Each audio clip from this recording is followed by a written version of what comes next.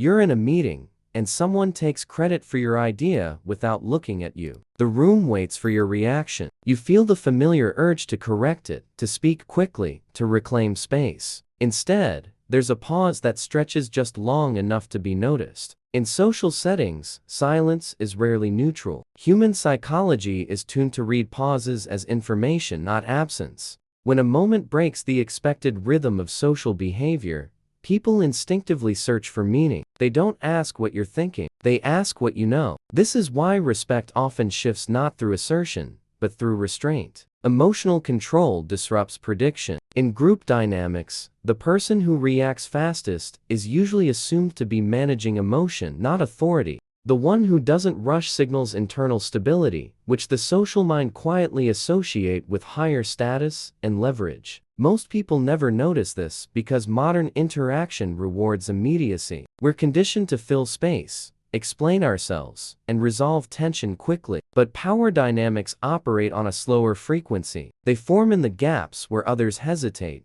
recalibrate, and adjust their perception of you. The behavior is simple to observe. Someone provokes a small social violation, and you don't immediately repair it. Most people rush to restore balance. They clarify, defend, laugh it off, or over-explain. Their reaction arrives before the group has even processed what happened. Consider a colleague who subtly dismisses your point in front of others. The common response is to reassert yourself, restating the idea with more energy, adding justification, seeking agreement. The alternative response is quieter. You stop speaking. You hold eye contact for a moment longer than usual. Then you move on without correcting them. Psychologically, this creates a mild rupture. The group expected a repair, and it didn't come. Attention shifts away from the content and toward the interaction itself. The colleague who dismissed you now carries the social weight of the moment. Your lack of reaction reframes the exchange,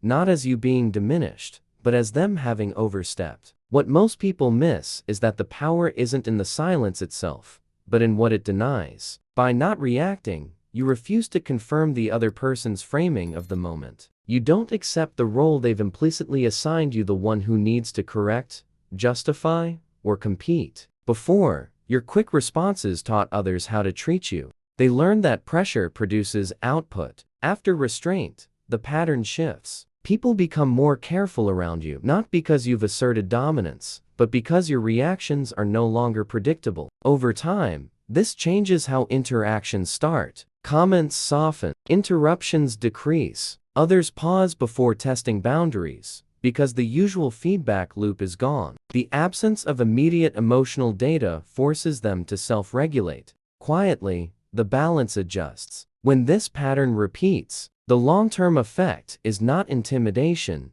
but repositioning. You're no longer treated as a surface to push against. You become a variable others account for. In social and professional environments, that distinction matters. Power dynamics shift subtly. People stop narrating over you and start checking in before making assumptions. Decisions begin to include you without you having to demand inclusion. Not because you asserted yourself more, but because you demonstrated that your internal state isn't easily moved by external noise. Over months, this compounds. Your presence carries weight even when you say less. Others handle you with more precision, fewer shortcuts, and less casual disregard. This isn't admiration, it's calibration. The most common mistake is turning this into a performance.